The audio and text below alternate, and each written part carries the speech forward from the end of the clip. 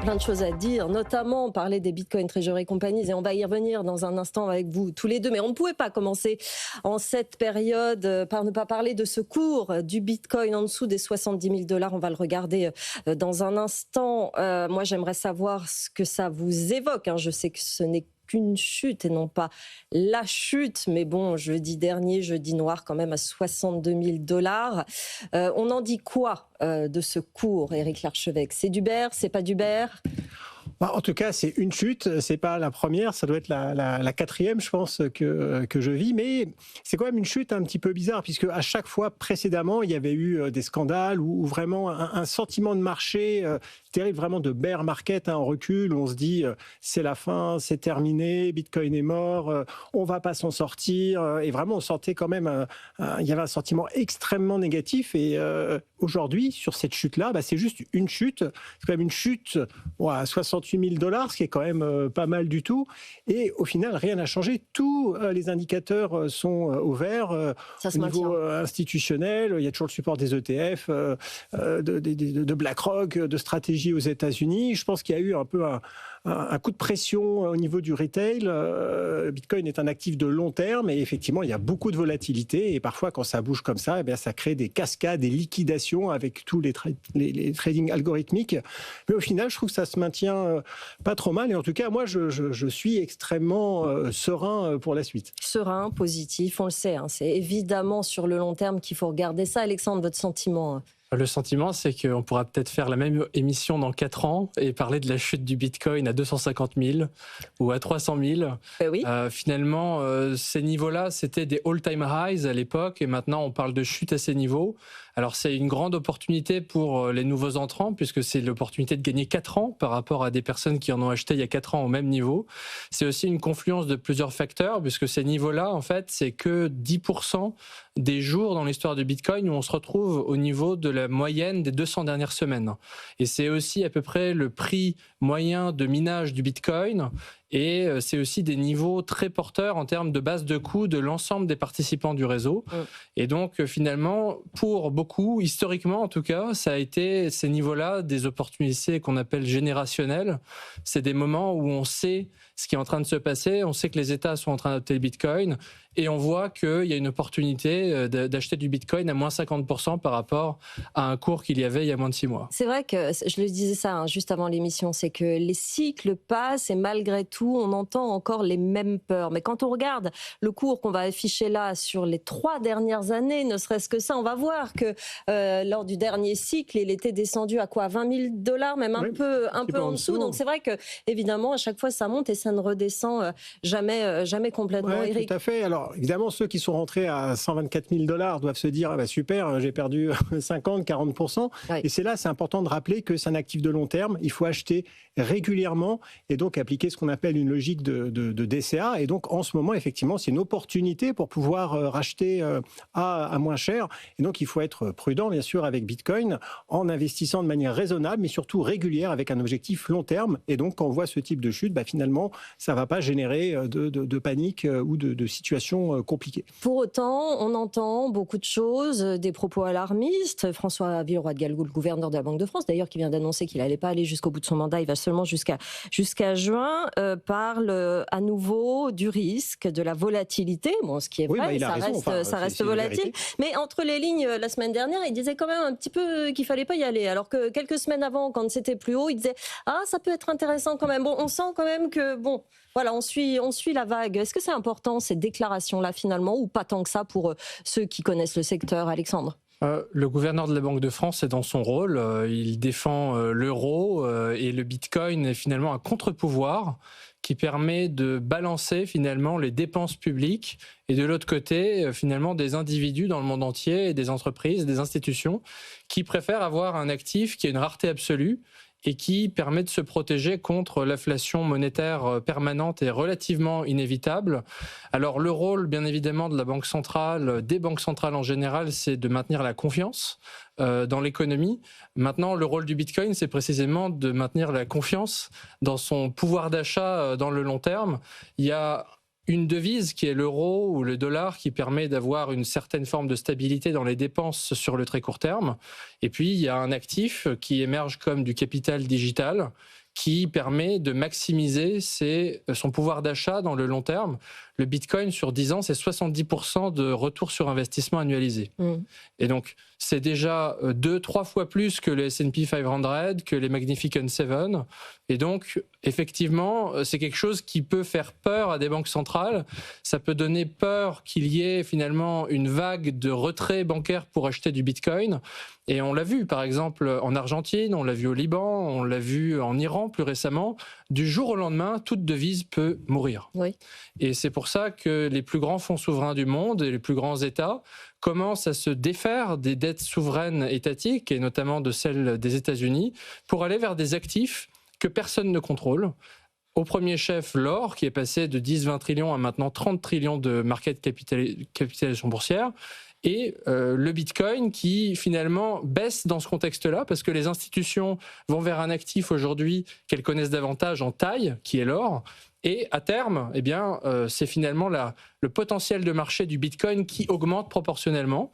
Et si le Bitcoin est de l'or digital, à minima, comme le disent eux-mêmes les fonds souverains, très récemment, il y a 2 semaines, il y a le fonds souverain d'Abu Dhabi, Mubadala et Adik, qui ont fait une vidéo de Michael Saylor qui expliquait ce qu'était Bitcoin, le capital digital, le crédit digital. Et donc, ces fonds souverains y croient et commencent à accumuler du Bitcoin. Et pendant ce temps-là, eh bien, il ne faut pas se poser la question de si le Bitcoin est cher ou pas cher. Le prix, c'est une information, c'est pas de la valeur. La valeur du Bitcoin, c'est finalement la souveraineté individuelle et la capacité de bénéficier des efforts de l'humanité d'un point de vue économique avec un actif que personne ne contrôle. Je comprends ce que vous dites là.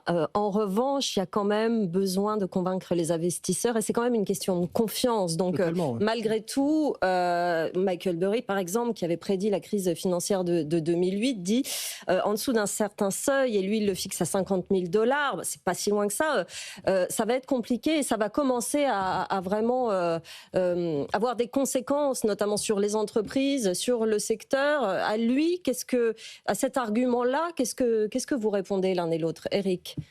En fait, aujourd'hui, il y a une financiarisation du Bitcoin avec des institutions financières qui ont des expositions assez importantes, qui ne sont pas encore massives, mais qui commencent à se développer.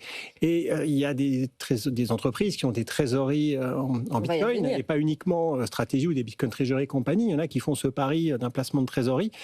Et donc, un Bitcoin qui baisse peut effectivement avoir un impact sur, on va dire, l'économie à ce niveau-là, mais il faut quand même bien se rendre compte que tous ces investissements, toutes ces positions se font dans un objectif long terme.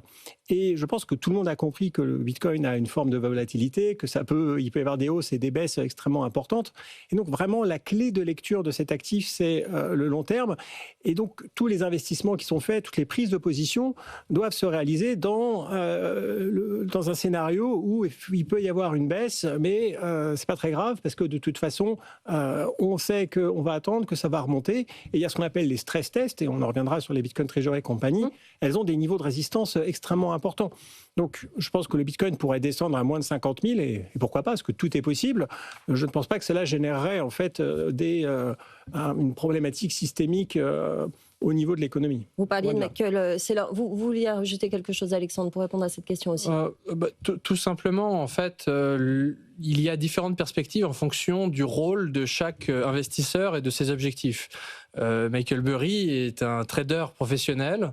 Il est possible qu'il puisse gagner beaucoup d'argent en shortant le Bitcoin de 125 000 à 50 000 et c'est formidable. Non, et normalement, il est dans le point d'en face, effectivement. La réalité, c'est que 99% des investisseurs ne sont pas capables de surperformer le marché et que la stratégie de buy and hold, de continuer à acheter de manière permanente sans finalement se préoccuper du prix, surperforme 99% des stratégies d'investissement. Et les seuls hedge funds qui surperforment, en fait, sont ceux aussi qui utilisent eux-mêmes le Bitcoin, même à titre de stratégie d'investissement. Donc, de ce point de vue-là, en fait, souvent, les désaccords en termes d'évolution de prix sont tout simplement parce que les investisseurs ont un temps d'horizon qui est différent et que finalement beaucoup appliquent des schémas d'analyse qui correspondent à leurs impératifs. Les traders ont des impératifs sur 1 mois, sur 2 mois, sur 3 mois et ils appliquent ça parfois à des Bitcoin Treasury Companies qui sont là pour les 10, 20, 30 prochaines années. Oui, c'est effectivement, c'est une question de timing et on va y revenir parce que alors vous, dans votre livre, Éric Larchevêque, vous avez une vision de la Bitcoin Treasury Company sur le long terme. C'est très impressionnant de voir votre vision et c'est vrai que le commun des mortels n'a pas cette vision si long terme sur le monde, l'économie et le système monétaire. Alors oui, c'est une vision économique et monétaire. Dans mon livre, je fais un petit peu l'analyse de notre environnement économique et monétaire moderne avec l'euro, avec le dollar, qui sont des monnaies qu'on appelle fiat, qui se basent sur rien. Et je fais le pont avec l'étalon or, qui était encore présent il y a quelques dizaines d'années ou une centaine d'années. Et mon point, c'est qu'il est important de revenir à une vision long terme, à avoir en fait, à ne plus sacrifier le futur au profit du présent. Et ce que j'explique, c'est que les Bitcoin Treasury Company, qui sont donc des entreprises qui accumulent un trésor formidable en Bitcoin, joueront le rôle de banque centrale privée dans le futur avec une émission monétaire basée sur ce nouvel étalon monétaire qui est Bitcoin et auront donc un rôle actif et important dans l'économie de demain. Ce ne seront pas juste des véhicules qui servent à accumuler du Bitcoin pour accumuler du Bitcoin, au même titre que la Banque d'Angleterre a été initialement fondée par des entrepreneurs qui avaient de l'or, des réserves d'or, qui se sont mis ensemble et qui ont négocié le droit d'émettre de la monnaie auprès de la couronne. Et c'est comme ça que la Banque d'Angleterre est née. Et je pense que dans le futur, on verra la même chose. Il y aura différentes émissions monétaires. Ce sera la concurrence des monnaies. Et je pense que ce sera quelque chose de très intéressant pour l'économie générale. Ça, c'est une vision à long terme. Hein. À long terme, bien sûr. Vraiment un dessin optimiste de l'avenir. Et constructif. Et constructif de ces Bitcoin Treasury Company et de leur avenir et de leur action sur le système. Bon, on va rester très pragmatique, parce que évidemment, avec la chute des cours, il y a des inquiétudes. Pauline, face à cette chute, toutes les sociétés cotées en bourse, maintenant des cryptos, enregistrent à très court terme des pertes latentes, par exemple, Stratégie. A commencé effectivement par Stratégie, donc dirigée par Michael Saylor, qui est aujourd'hui la société cotée en bourse qui détient le plus de Bitcoin, plus de 700 000 Bitcoins dans sa trésorerie. Et la semaine dernière, elle a dit qu'elle a réalisé une perte latente de plus de 12,6 milliards de dollars contre plus de 600 millions il y a un an. Donc c'est plutôt un coup dur pour Stratégie, mais d'autres géants du Bitcoin, par exemple 21 Capital ou encore Bitcoin Standard Treasury Company enregistrent des pertes latentes d'un peu plus de 1,5 milliard de dollars. La petite nuance, évidemment, quand on parle de pertes latentes, c'est des données qui doivent être enregistrées d'un point de vue comptable, donc c'est un peu des pertes sur papier, même si ça fait quand même du mal d'annoncer ça aux investisseurs et aux actionnaires. Mais c'est vrai qu'a priori, toutes les sociétés aujourd'hui qui détiennent du Bitcoin, avec cette chute, elles sont plutôt dans une situation un peu compliquée. Mais comme nos invités sur le plateau, Stratégie se veut rassurant justement auprès des investisseurs. Ça n'inquiète pas plus que ça finalement Michael Saylor. Alors son patron a expliqué que Stratégie serait vraiment en difficulté si le Bitcoin venait à chuter vers les 8 000 $ et si il restait vraiment dans ces prix pour une durée de 5 ans. Donc ça reste un scénario qu'ils peuvent établir. C'est vraiment à ce moment-là que Stratégie pourrait envisager une restructuration, une émission d'actions supplémentaires ou l'émission de nouvelles dettes. Alors du coup, c'est vrai qu'on se dit que Stratégie pourrait tenir la barre dans un scénario vraiment pessimiste. Très pessimiste quand même. Oui, mais qu'est-ce qui lancerait des autres sociétés, puisque on a à peu près plus de 192 Bitcoin Treasury Company aujourd'hui sur le marché. Elles sont sans doute moins résilientes que Stratégie. Donc voilà, c'est... Ou pas, parce que toutes n'ont pas des dettes. Oui, ça dépend de ça. Toutes ne sont pas endettées, toutes n'ont pas à payer elles ont des modèles effectivement différents. Ouais. Et on peut quand même s'interroger sur leur capacité à résister à la chute du Bitcoin. C'est intéressant parce que c'est quand même une façon c'est un modèle de pensée. Alexandre, vous avez créé... Vous êtes rentré dans ce système des Bitcoin Treasury Companies, vous y avez réfléchi à partir du Covid. En fait, c'est là que vous vous êtes dit qu'il fallait changer complètement de modèle économique parce que vous avez vu que des milliers de milliards ont été créés pour soutenir l'inactivité. J'aime beaucoup cette phrase. Ça vous a fait complètement basculer, en fait. En l'espace de 2 ans, lors du Covid, 50% de la masse monétaire a été imprimée. de manière complètement gratuite et distribuée pour récompenser l'inactivité, organisée. C'est totalement dystopique et il est possible que ça se reproduise.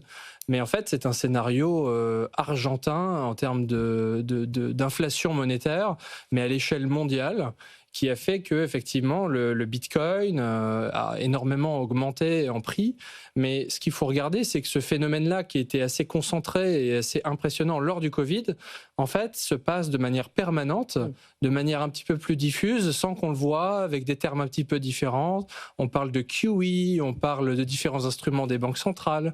Et en fait, c'est toujours la même chose, c'est que les États dépensent trop par rapport à leurs recettes et qu'ils doivent financer ces dépenses par de la dette, que les intérêts de la dette ensuite ne peuvent pas être assumés que par émettre plus de dettes. C'est le cas des États-Unis aujourd'hui, ça dépasse maintenant les budgets militaires, de santé, etc. Donc c'est totalement insoutenable, sauf à imprimer davantage de monnaie. Et donc c'est avec ce constat-là qu'on a créé Capital B en novembre 2024 et qu'on est passé de 40 bitcoins à 2828 bitcoins, qu'on achète encore du bitcoin ce matin. Dit, hein, 5 bitcoins. 5 bitcoins. Il n'y a pas de petits achats de bitcoin. Il faut avoir conscience que quand le bitcoin sera à 1 million d'euros, il faudra dépenser 5 millions d'euros pour acheter 5 bitcoins. Aujourd'hui, on a dépensé 300 000 euros. Et donc, l'opportunité en fait d'une Bitcoin Treasury Company, c'est de constituer, en plus de ces activités opérationnelles, un trésor de guerre en Bitcoin qui, en fait, offre des options complètement démesurées dans le futur en termes de potentiel évolution pour cette société-là. Par exemple, on parle de stratégie. Eric mentionnait, et souvent Yves Chefati, président de Tobam, rappelle cette thèse qu'il a développée sur les banques centrales digitales du futur et finalement la privatisation, la décentralisation de la création monétaire au final. Mais finalement, c'est toute une sorte de décentralisation de la monnaie qui est en train de se passer. Mais parfois, on comprend monnaie comme moyen de paiement. Il faut bien avoir conscience que normalement, la monnaie, c'est quelque chose que personne ne contrôle et qui a une rareté absolue. Et en fait, pour mieux comprendre ce terme-là, c'est plutôt le capital qui est compris, quelque chose de long terme, comparable à de l'immobilier, à de l'or, quelque chose sur lequel on investit. Et le parallèle que fait Michael Saylor bien souvent, c'est de dire, finalement, le Bitcoin, c'est un peu comme Manhattan, mais version digitale.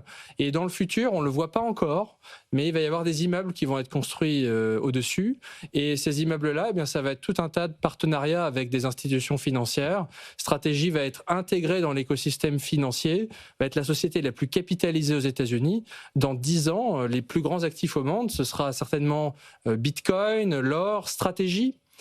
Finalement, les Magnificent Seven seront en dessous de stratégie.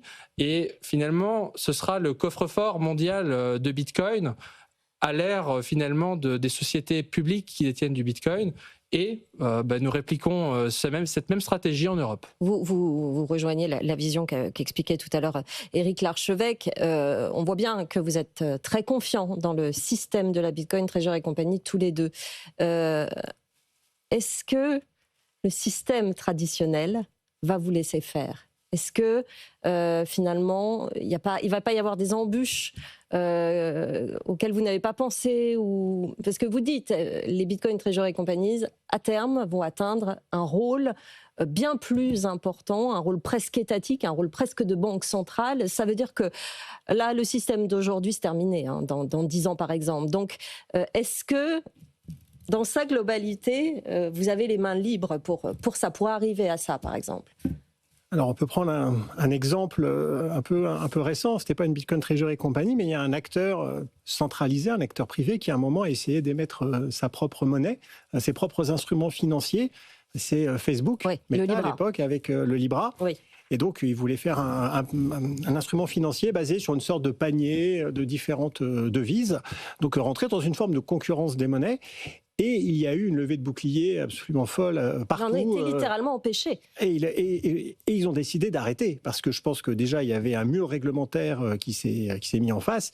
Et surtout, je pense que Mark Zuckerberg s'est dit, je n'ai pas envie de me faire assassiner par la SCIA. Donc, s'il y a des choses auxquelles on ne touche pas, la souveraineté des États-Unis, la souveraineté monétaire, donc on va se mettre de côté. Et donc, on est toujours aujourd'hui dans cette situation. Je pense que demain, il n'est pas entendable de commencer à émettre des instruments financiers à vocation monétaire qui vont faire concurrence aux États, mais petit à petit, il va falloir s'armer de patience, de courage, de faire face aux différents obstacles réglementaires, parce que évidemment que le système va pas se laisser faire comme ça, et même de manière passive, parce que les cryptoactifs sont différents. Ils existent même d'un point de vue technologique en dehors du système financier classique. C'est un autre back-office. Et donc, il va falloir petit à petit faire une transition. Donc, au final, ça va être une évolution, peut-être un remplacement. Mais ce qui compte, et ce qu'on espère, c'est que cette évolution va aller dans le sens, finalement, du citoyen, dans le sens de l'entrepreneur, de l'économie, avec plusieurs monnaies différentes qui viendront être proposées sur le marché, parce qu'il doit y avoir aussi, comme sur n'importe quel marché, une concurrence saine des monnaies. Et en tout cas, c'est ce que j'appelle de mes voeux. J'adore votre vision des choses, mais c'est vrai que le Libra, ça n'a pas marché. Les stablecoins sont contrés par le projet de la Banque centrale européenne. On a encore des grosses résistances. C'est ça que je veux dire, Alexandre. En fait, c'est plutôt une intégration à l'intérieur du système financier traditionnel et au final aussi un renforcement de ce système-là dans l'hypothèse où Bitcoin devient la réserve de valeur mondiale. Chacun peut y trouver son intérêt. Exactement, puisque finalement la vocation et l'intérêt d'une Bitcoin Treasury Company n'est pas de devenir une banque ou une banque centrale, c'est plutôt de faire des partenariats stratégiques avec des acteurs de ce type-là, des acteurs financiers traditionnels. Après, il y aura peut-être des acteurs qui vont aller directement dans le cadre des services financiers, c'est tout à fait possible, mais en fait, c'est surtout la capacité d'avoir un bilan qui peut devenir le plus important en termes de capitalisation dans un continent et finalement de devenir la société qui apporte les meilleures opportunités de business pour les banques traditionnelles. Et finalement, on le voit avec Stratégie. Stratégie fait travailler des dizaines de banques au niveau mondial pour lever du capital, envisage des partenariats avec des acteurs financiers pour distribuer ces produits de crédit digital backés par du Bitcoin. Et on peut envisager la même chose côté Capital B, de vraiment accélérer cette intégration de Bitcoin dans le système financier traditionnel.